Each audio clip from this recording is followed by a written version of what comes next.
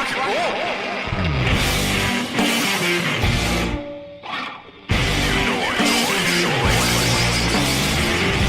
The New Noise Podcast.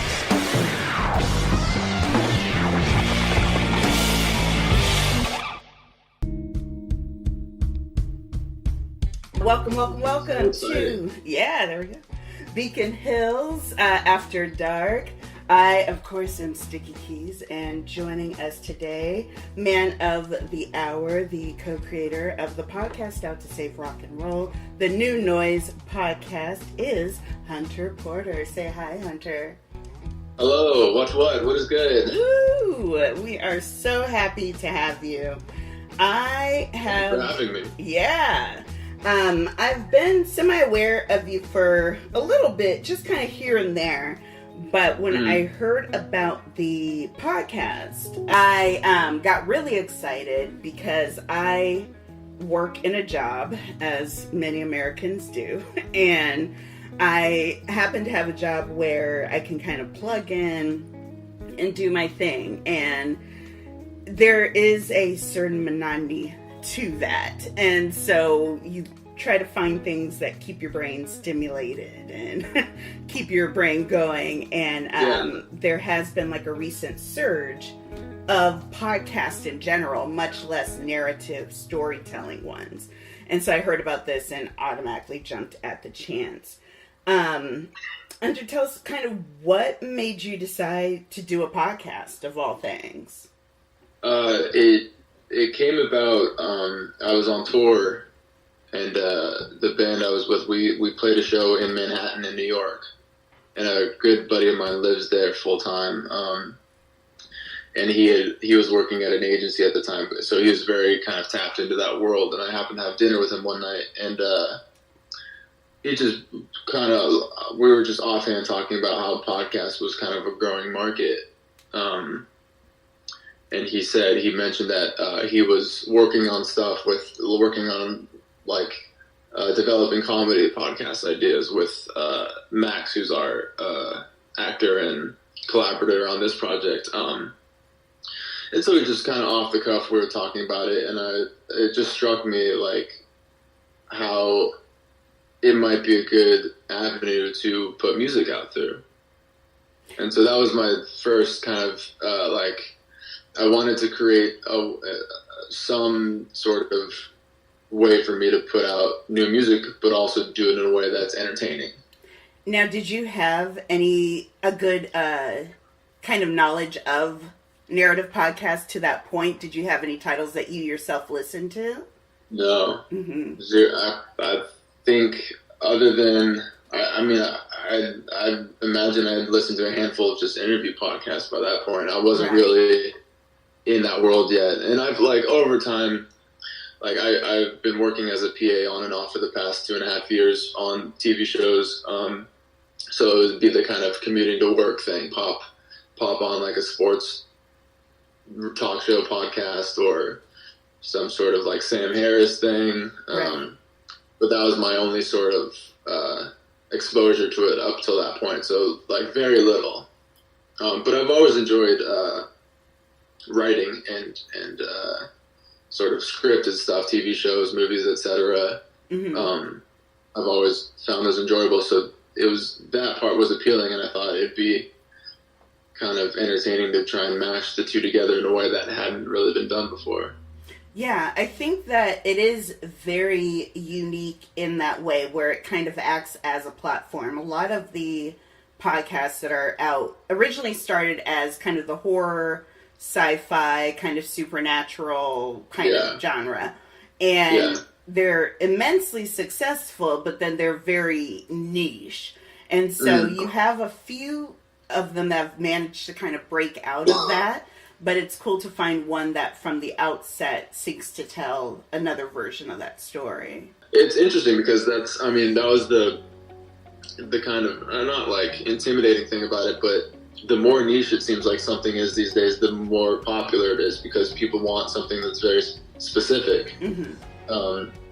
Because it's like that sort of community, you're not going to hear it anywhere else, so everybody kind of dives into those kind of unique, quirky stories like that. And that's like what ultimately we'd like to do too, but it doesn't hurt that it does have a broad appeal. And like that was truthfully, it just so happened that the thing I wanted to write about most, a lot of people were like, yeah, I totally get that. With the whole saving rock and roll thing. So, I mean, I would say it does, like, I do enjoy that fact, though. I like tight-knitness of the podcast community.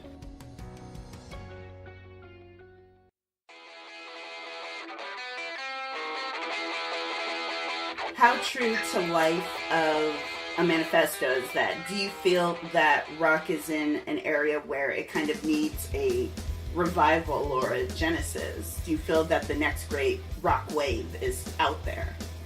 I do, actually. I absolutely believe that's the case. I think, I mean, people go back and forth and they argue different points and different bands and et cetera and genre and how the whole sort of digestion of music works. But I think it was mainly the genesis for me to like think that way. It was just this, like, the slew of online articles that would post the headline "Rock is Dead" based on some, like, there's some article written about when Gene Simmons said there's no good rock music out there anymore. Right. Axl of Guns N' Roses, I think, has said something at some point, and just reviewing different albums from rock artists that just kind of are very unimaginative, and like they all play it safe just because of the way the industry was going like early 2000s and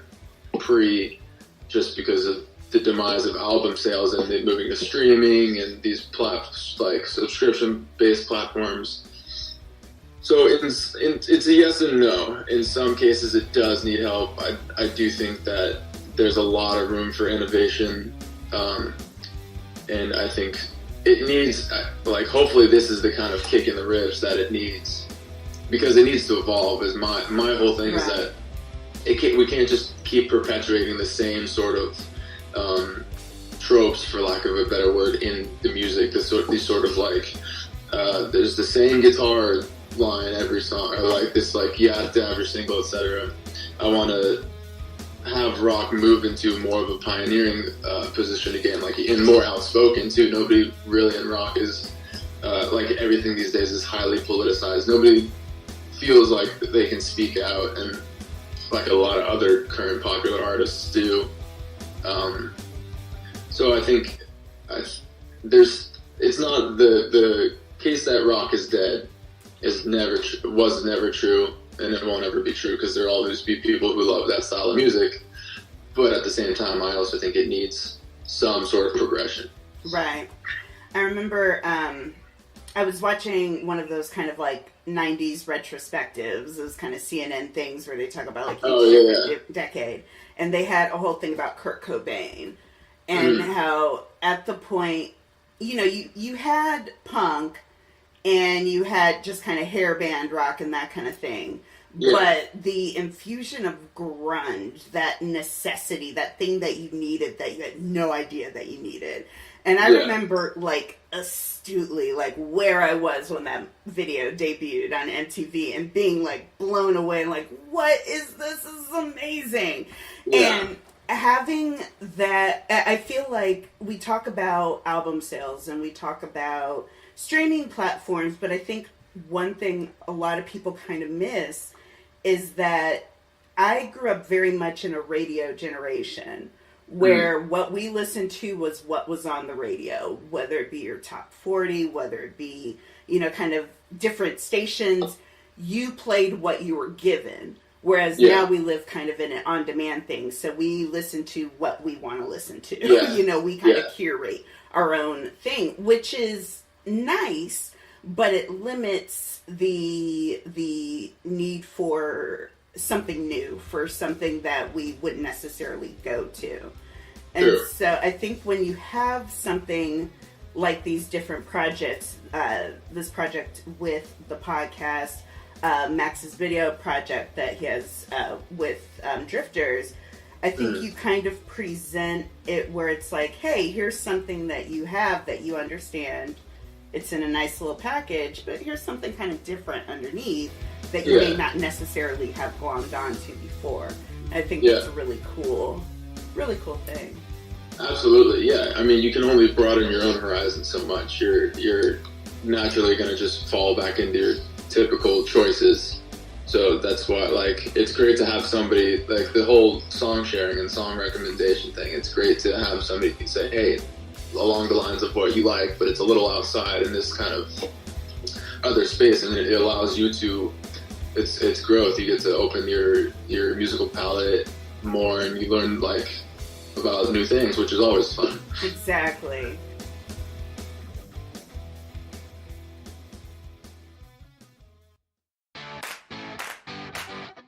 Now, what were kind of your beginnings in music? How long have you been a musician?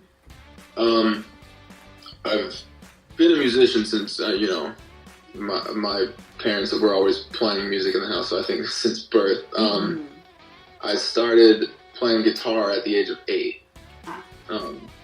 I started taking lessons, and then I didn't have the best teacher, so I kind of drifted away from it, or I stopped taking lessons at least. And then when I was 12 or 13, I think, my uncle gave me his electric guitar, and my uncles, both of them, both played guitars, and you look up to your family, so it was such a cool thing, and I just dove right in and started. My dad bought me a bunch of books, and I would just go through pages and pages, and was self-taught up until I went to school.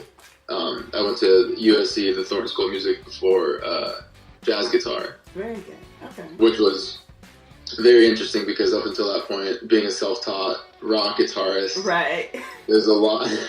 It's like having the carpet pulled out from under you. You're just like, did not know all these things were a component. But I learned so much at that point, and that just accelerated my playing.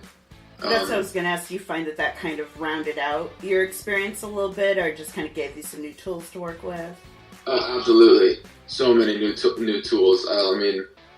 It was a double-edged sword because I was struggling to keep up, and it was very stressful at times. But just the pure level of musicianship grew so much, and I learned so much in that time.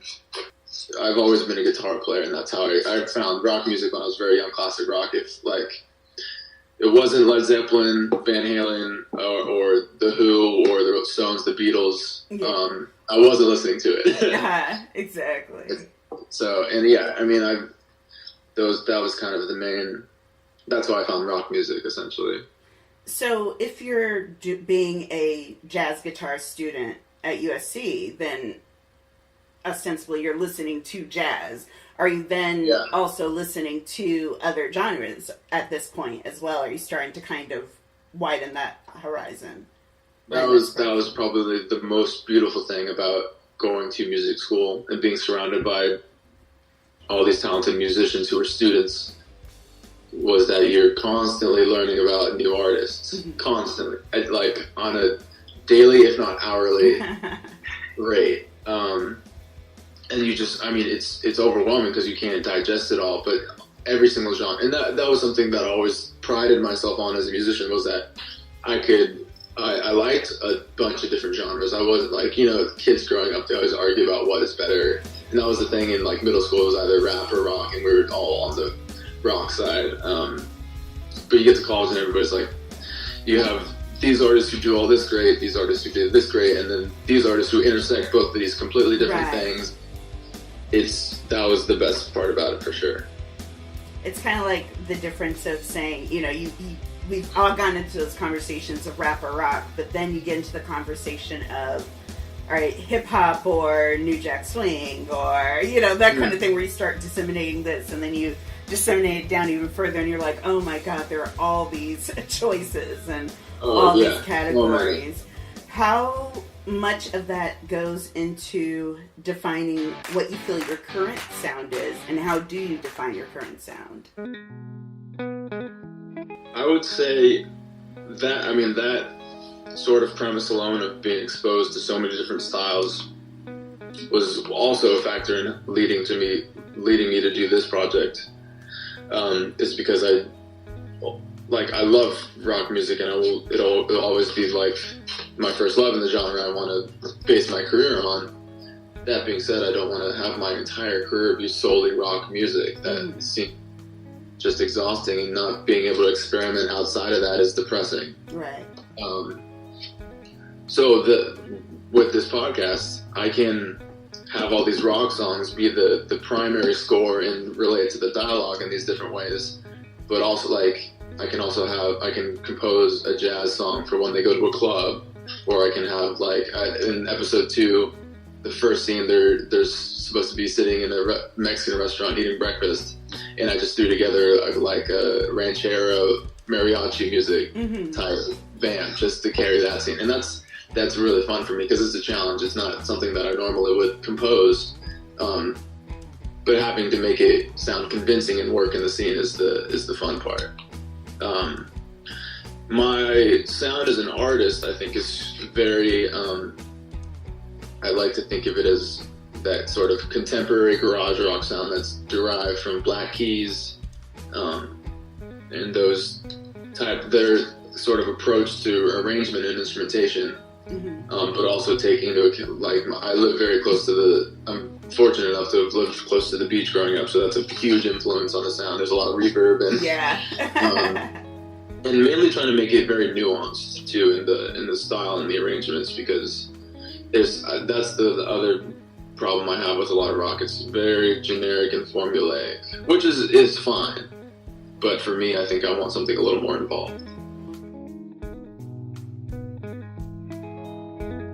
Well, I think it speaks to the thing that we talk about with evolution, where in order to kind of get to the sound you want, you have to go through that crappy ska band, that crappy garage band, that crappy jam band, in order to kind of get to this place where you're like, okay, I see what worked, I see what didn't work, and let's kind of, put it together and see how it feels with this. I really like the idea, and I have definitely noticed within the episodes where you were talking about kind of having this Hamilton-esque outlook, and by that I mean, with Hamilton, everyone talks about, it's a hip-hop musical. But when you look at the soundtrack, there's R&B, there's jazz, there's show tunes, there's a lot of different elements that come together very seamlessly with kind of hip-hop as a running core to it. And I feel that in its way, rock definitely has a running core to this, but you can see those elemental, reggae-ish elements. There was one where it was like this kind of jazz, almost like an R&B lick to it, and it was very pretty. Hey, do me a favor, man. Play that riff from before, but turn down the gain a bit. This one? Yeah, exactly. Keep playing that. You know what this lick reminds me of? Not Satan's cat barfing up Satan's barf. It actually reminds me of this. That's beautiful. Yeah. In like the second episode, where they're at the pool house, and Julio's character, he was talking about the painting, and you guys were finally finding your groove, and he was like, yeah, play that lick right there, and I was like, oh, that's okay, and I really like that, because it shows that you're thinking beyond kind of your experience, I guess I should say, or rather that your experiences encompasses more than just kind of, what you might think it would. I guess that absolutely. makes sense. So that's really cool.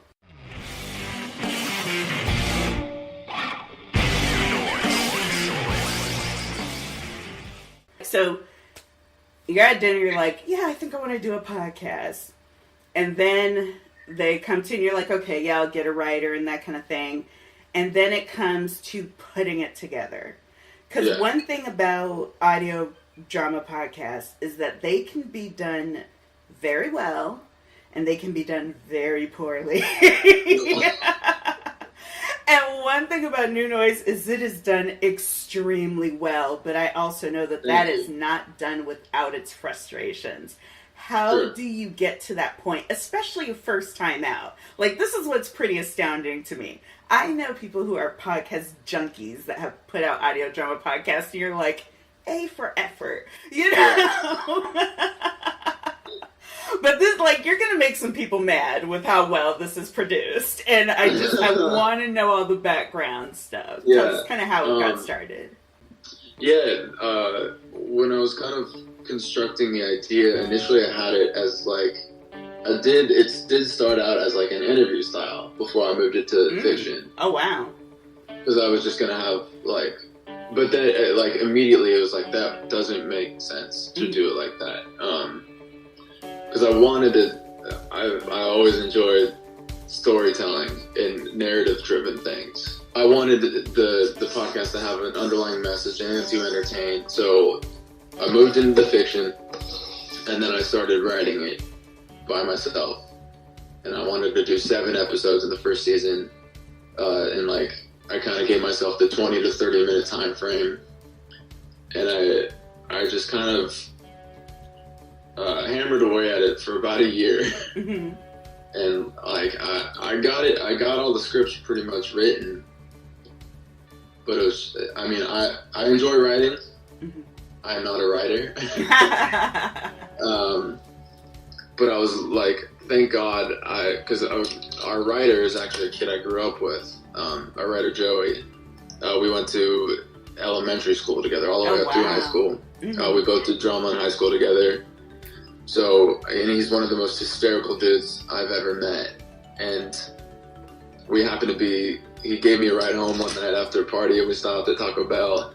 And I was like, have I told you about this thing I'm working on? Because it dawned on me at that moment, he's a writer. Right. I have this thing that to me is terribly written, and I was just like, can you help me with this?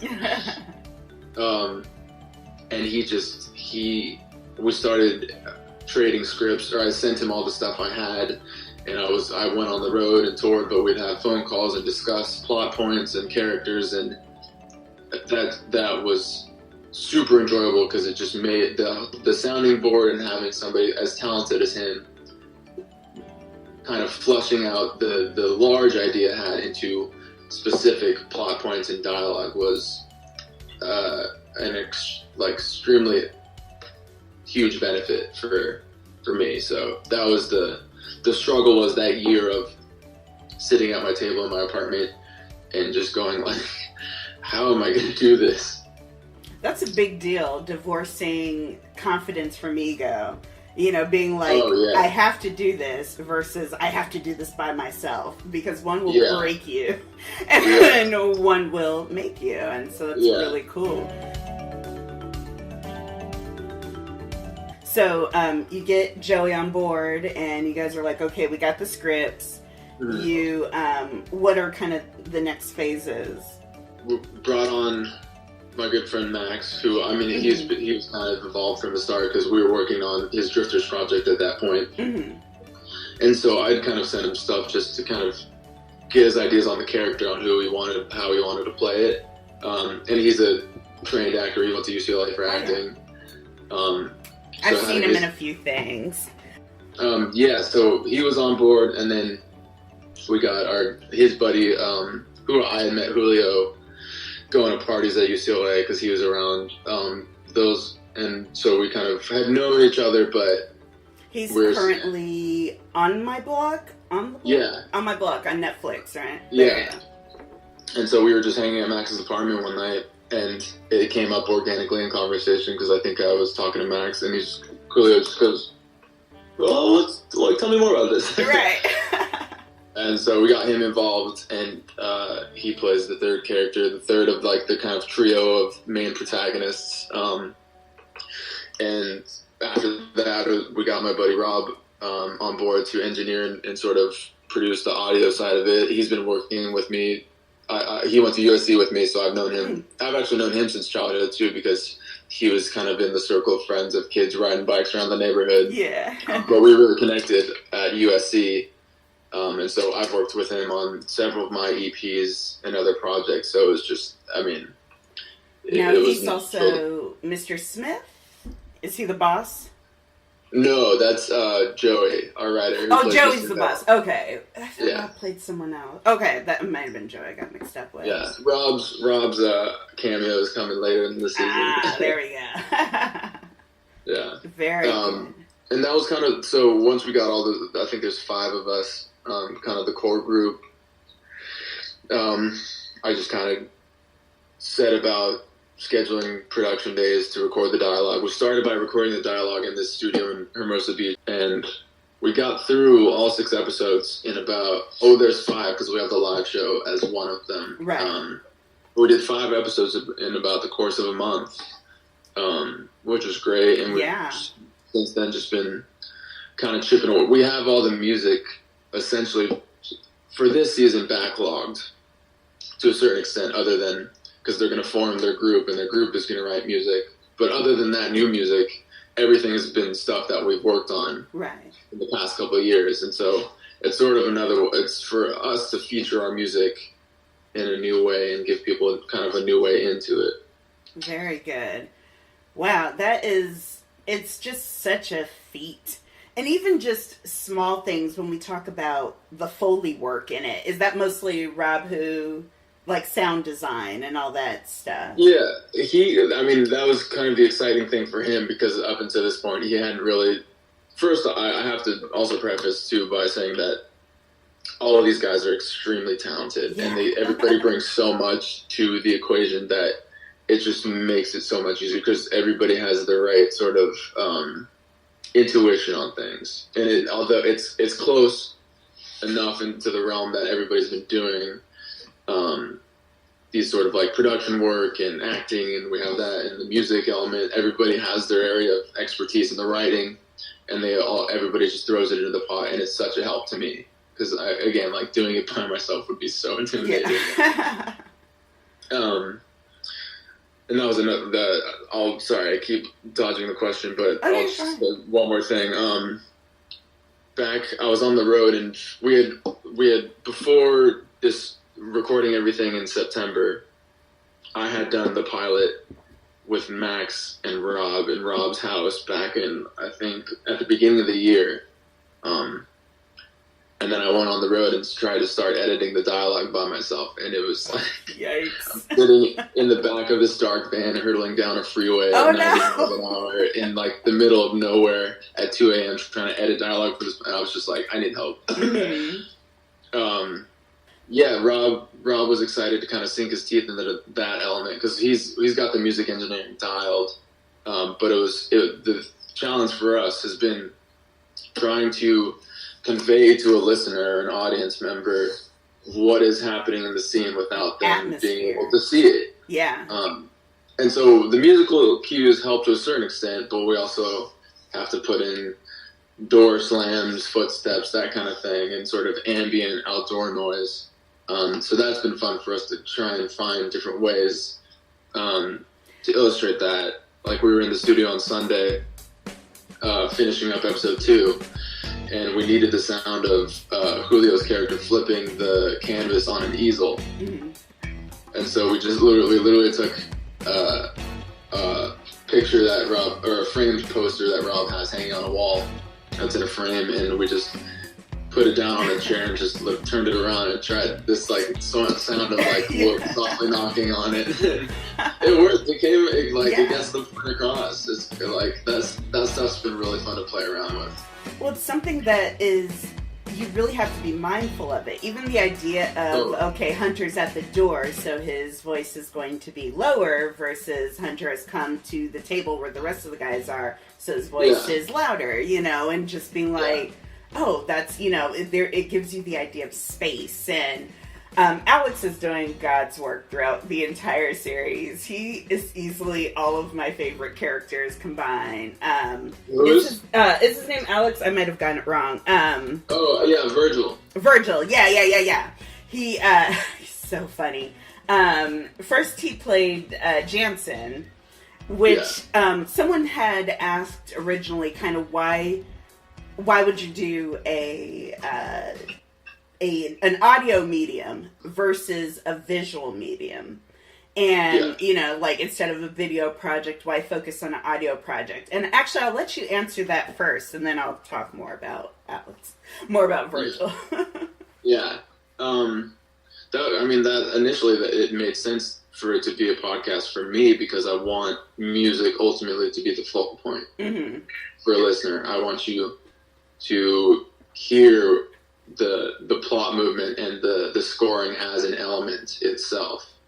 And it's easy with like a TV show. Like, I love how well a score can be married to a movie or a TV show, and those moments it creates with that element. And I want to recreate those strong emotional points, but I want you to not get distracted with the visual aspect and solely hear what is happening and feel it that way. And so, that was my jumping off point, and that's sort of why I went with that direction.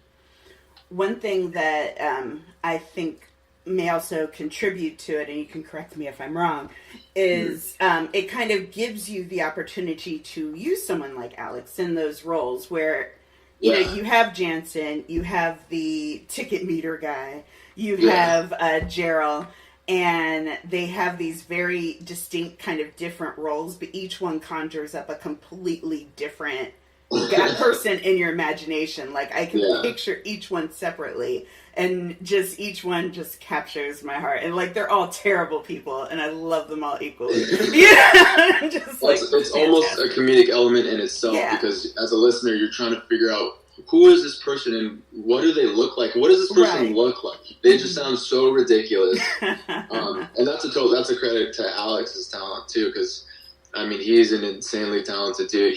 His acting on this is fantastic in every role, and he was the sort of DP, director of photography and filming for Max's project Drifters. And he like framing that stuff and making it come looking out like it did. I mean, that's just a testament to what that kid can do. So like, again, it's like another case of all these. I'm so fortunate to be surrounded by so many talented individuals. We're gonna change the world. No one is concerned with innovating anymore. No one's trying to push boundaries. They're all just going through the motions. There's innovation. Oh, yeah?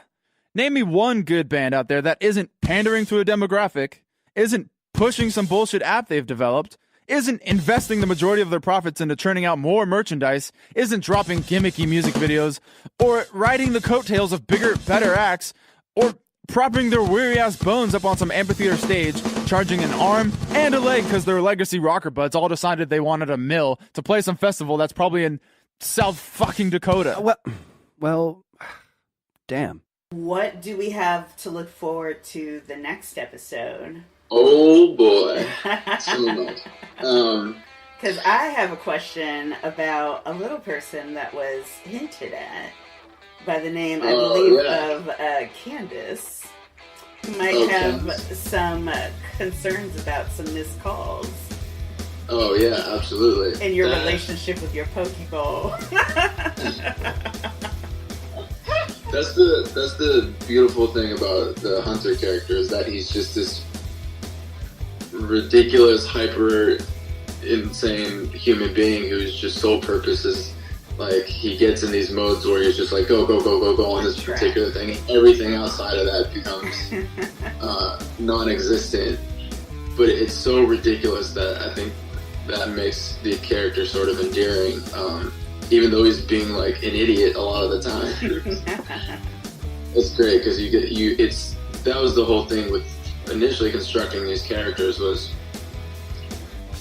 having this. I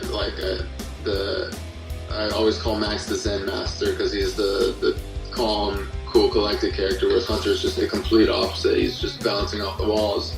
And I sort of went off that dynamic that you have those sort of voices in your head where you're like, especially in reference to your, like, when you're trying to create as an artist, you're like, just be calm, trust that everything's gonna work out, and at the same time you're like, no, everything's going wrong. Do it now. So having those two sort of perspectives in your own mind come to life as characters is really entertaining. But we see Ken's actually later in the season than episode 3. Yeah. Hope that doesn't spoil anything. Probably does. No, you're good. But episode 3 is going to be fun. We're cutting the dialogue, or editing down the dialogue, and putting together the musical cues, and it's been great thus far how much it's just worked out perfectly with a lot of the music stuff, because we do have a sort of a good selection to pick from, and I've kind of sort of demo scored it just in my head, like where I imagine these cues happening. And a lot of, like, it's great because a lot of the time Rob and I see eye to eye perfectly, and it just works out. But episode 3, we find a bit of chaos for the characters. They get themselves into a bit of trouble, and kind of have to kind of figure out where to go from there. So I think that'll be entertaining. And we're trying to, with each episode, sort of push the envelope or boundary on what we're doing musically, and how like the second scene of episode 2 was just chaotic with all that like random music going on and the neighbor yelling, and Right. we want to try and explore those avenues more and see what we can do and what crazy directions we can take this thing.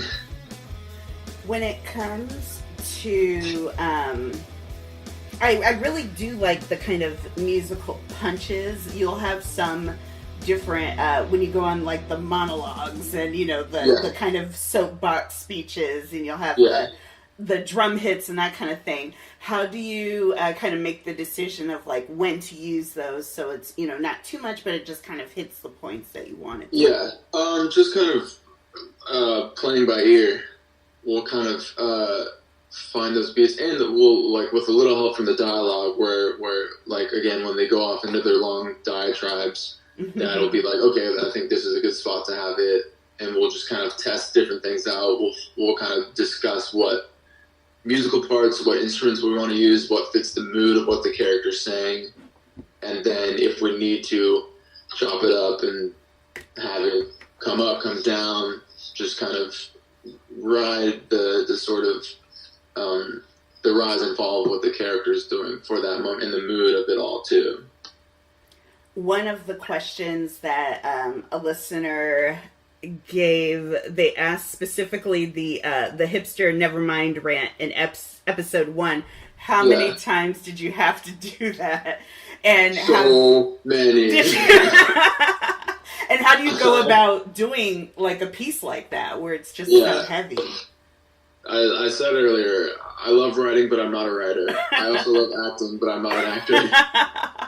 And trying to, because I mean, we were in the studio, and Joey and Rob were kind of in the control room, and we're out in the main room with the mics, and they'd have a talk back, and Joey would give me the note, like a little bit more up tempo, and then he would also give me the sort of rise and fall of the diction, which was really helpful, because just trying to approach that large mass of dialogue, just trying to go full tilt and nail it all in one take is super difficult. Yeah. So I think there's at least 6 or 7, I would say, before I got like one that was close, and then we like kept chipping away at it.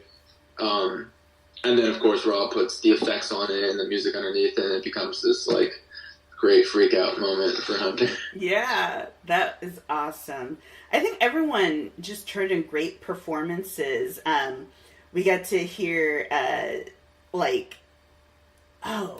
Suze with her little spiel, and I thought that was so fun, because you get someone who's not necessarily an actor, but just kind of like doing their thing and doing themselves, and it's like a very comfortable environment where you're like, okay, this works, like I want to see that handshake. You know, it's just a lot of fun. Yeah, totally. And when we were kind of formulating that scene and that part, she was just like the one that came to mind, and I thought she would be perfect for it. So it was great that she was in drama with us in high school too. So fun. She's got the background too, so it's great. You talked about kind of Hunter and Max being kind of the yin to the yang, one being the kind of spastic one and one being the more kind of controlled one. I love that, but I think what kind of also puts the extra tilt on it is that you both kind of bust each other's balls.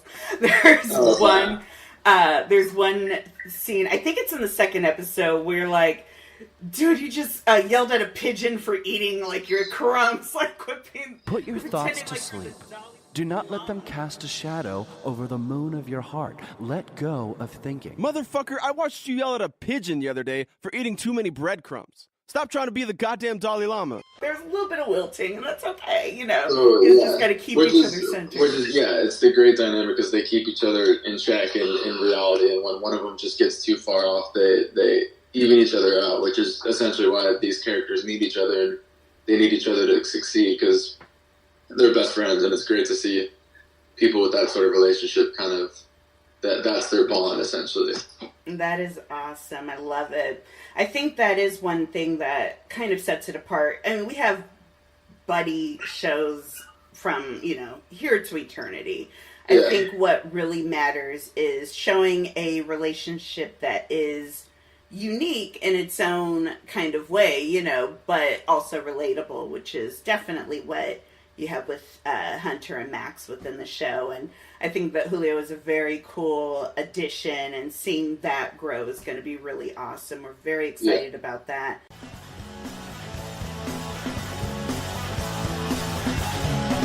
Looks like it's getting late. I wanna talk, so much time to hate. Yeah, you're right. What kind of things do you have in store for, or have in mind for the live show? So for the live show, what we're essentially doing, we're putting on a concert, Mm-hmm. and we'll feature all the music from the artists who are featured on the podcast thus far. So my music, Max's music, the Drifters Project, Rob, our engineer, he has his own band who's Okay. going to play, and we're going to start featuring, I think we're going to feature one of their songs in episode 3, depending on how that scoring session goes. So we're gonna perform this concert, have people come, use it as a way to promote the podcast, but also record it live, the show, and have that. We discussed doing scripted scenes in between sets to try and ultimately because this will be a down the line thing, but I'll keep it for this show for now, and then I'll kind of explain the long term goal of that. Mm-hmm. We'll record the show so that whoever comes to the show and feels like engaging in whatever level, screaming, cheering, booing, Mm-hmm. they'll hear themselves the following week in the episode. So it becomes this Right. interactive element. But we also wanted to try and further the plot, which I'm still discussing with Joe on how we exactly want to approach that. We may just record the dialogue in the studio and then integrate it with but also we want to have the live audio from the concert. Like you're listening to a live show just on your, it's like a live album, Right. essentially too.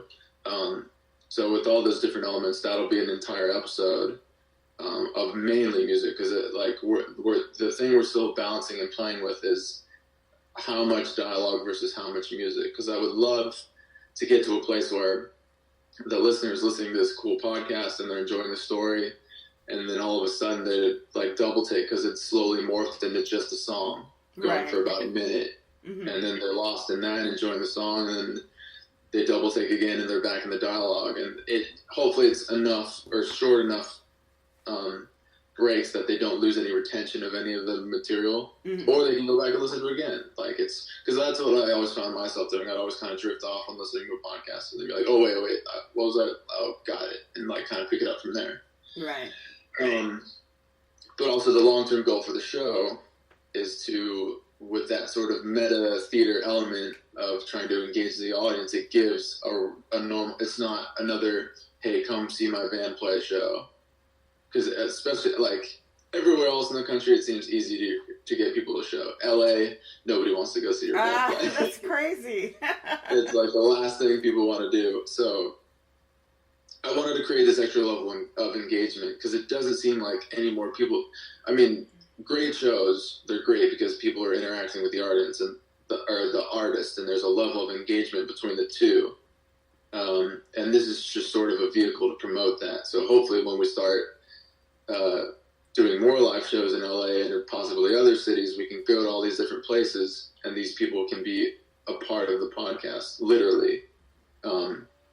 which is cool to hear yourself on audio. If, like, you're yelling or you yell something out at the right time and the mic picks it up. It's like that's sort of the improv aspect too, where you can write it in any direction based on what the audience does. Like, if people boo and hate it, that's great for the next episode, because we can talk about that and the characters can get all pissed or upset and do whatever they're gonna do. So I think that excuse me, aspect of it is going to be really entertaining, or it could work in the opposite and be terrible and be really difficult. But that's the thing too. It's like you want to find people who are down to. It's a jam sesh, ultimately, like of people wanting to be a part of something and engage with your music on a different level than just what's normally being done. I like the idea of almost having kind of a mini tour being integrated, where they are kind of interacting to, like, you know, if you were to go and do a live show and then kind of interacting to how that show went and that interacting into the podcast. Because I think this first season has, 6 episodes? Yeah, 6 total. And so that gives you kind of the door to open up to a second season without having like a concrete, you know, overreaching arc, but it gives you something to work with. Yeah, absolutely. For us, the sky's the limit. Like, if we can make these characters go on tour and have us travel different places and go put this show on and have this thing be something along those lines, that would be fantastic. And we have that freedom because they can go any direction. I mean, we've been spitballing ideas about having a rival band that everybody likes, but they're idiots, they hate them, and the sort of like all the different stuff they could do. It's all possible for us, which I think is really cool and exciting. I'd be down for that. That would be great. Yeah. Or like, what if Jansen forms a band and now they're like having to deal with Jansen's band? Like, that would be hysterical. That would be amazing. And I would need a t-shirt for Jansen's band, and there's merch right there. Yeah. That would be awesome.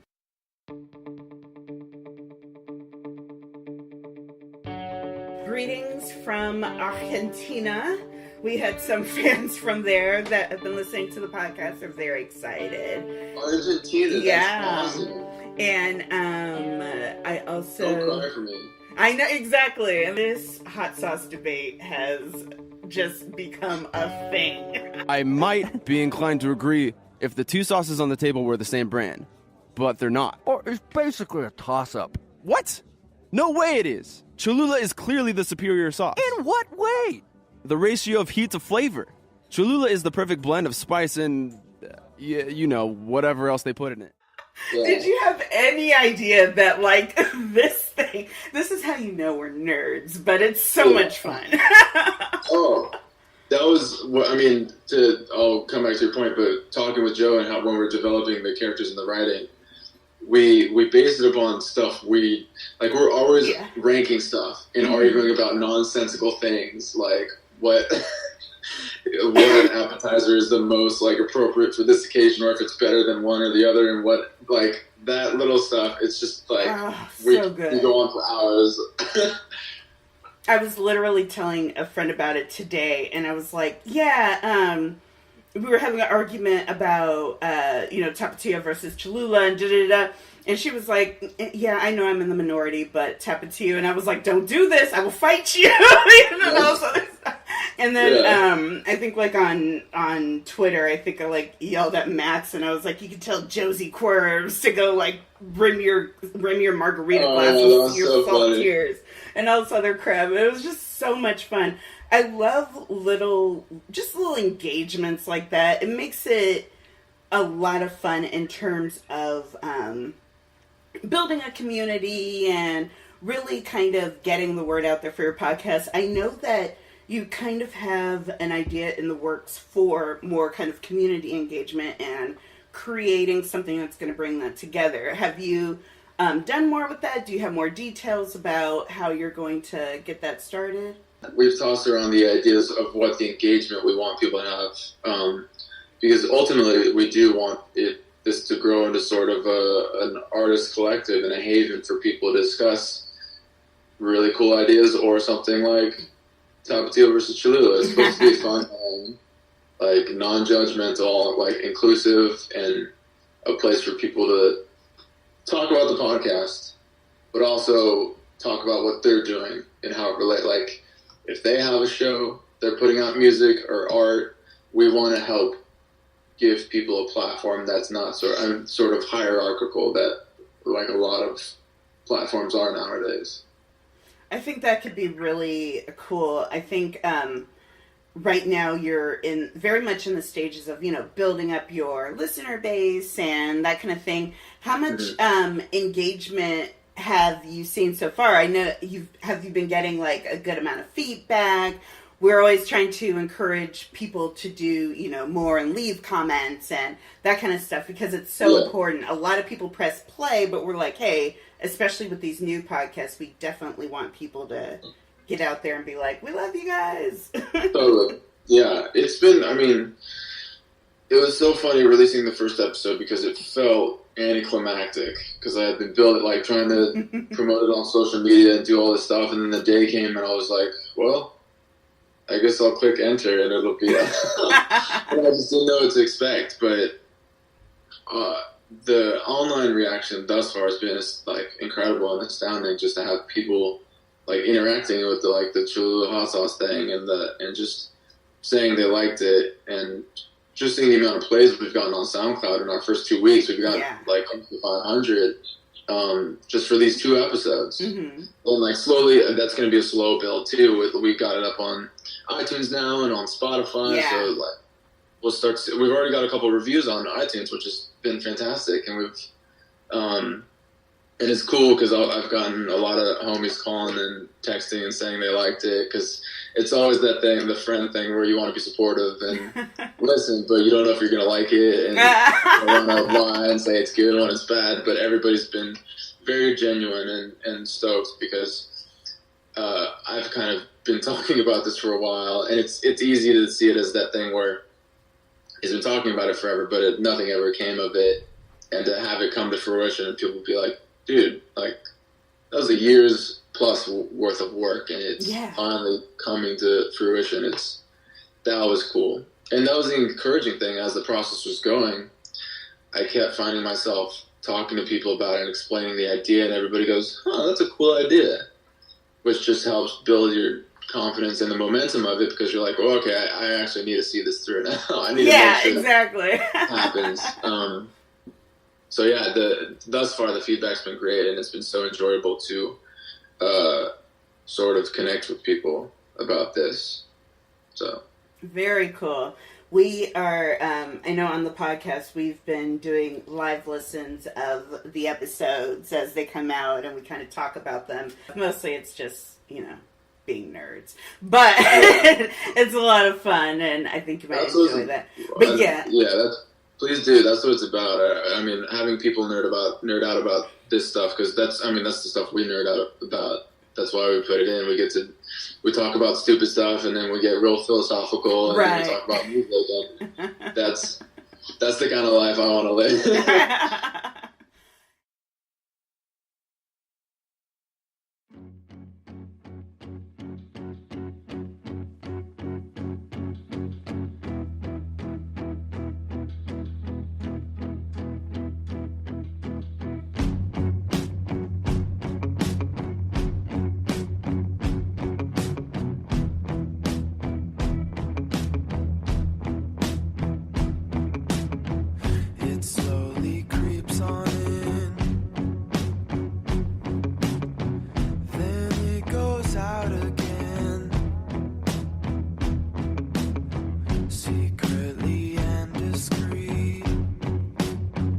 Last but not least, in the last episode, one of Max's goals in life was just to kind of have a phrase that he makes popular. Not even an idiom, not even anything important. What is your phrase, the thing that you say all the time that you hope takes off? The one that I say now, or the one that I wish I could say? Give us both. Okay. The one people are going to laugh, or friends of mine will laugh if they hear me say this. But I always find, I say, whatever thing, like, I like guitar. I play guitar, so I'd say I'm a big guitar guy. All the time. I have an iPhone. I'm a big phone guy now. And like whenever you acquire something new, like I didn't used to be a coffee guy, but now I'm a big coffee guy.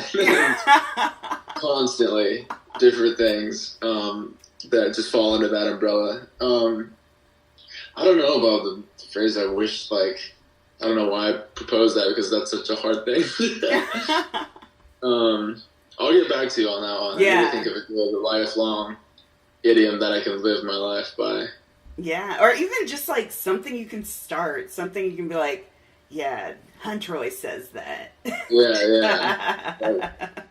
I don't know. I'll figure it out and then I'll tweet you and there we'll get it on. We'll get it started. Awesome. Well, thank you so much for taking time out of your day to sit down and talk with me. I am such a huge fan of this project and a fan of you and of Max, your music in general, and I just can't wait to see kind of what comes next. I'm very excited. Oh my gosh, that makes me so happy. Thank you, honestly, for having me on and for all the help and advice you've given me over these past couple months. I can't tell you. And it's been an absolute pleasure to do this interview, so. Oh, great. Fantastic. Well, I am glad you enjoyed it. With that, say goodnight, Hunter. Good night. Later. Yay. Good night, everyone. Dude, this is amazing. We're gonna save rock and roll. God, I can't believe this. It's all happening so fast. Whoa, slow down. You're roping me into some shit here, and you know my feelings on getting roped into shit. You're not a fan. And I am not a fan, exactly. So, you want to save rock. Okay, right on. What's your plan? Do you have a plan? Shit, yeah, I got a plan. Let's throw it all out. Tear down this glass house. Rip it apart at the seams. God, it's all coming to me right now like it's getting beamed right into my fucking dome from some sort of omnipotent rock and roll deity. Our music, man. That's the answer. We're gonna change the world. We're gonna change rock and roll.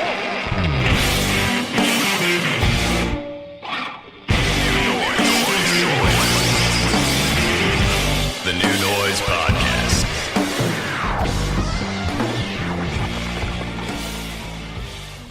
All right, don't go anywhere. That's just my sign off. Yeah. I don't know. I realized I was waving too. I was like, wait. No, it's habit. We all do it. It's fine. Yeah.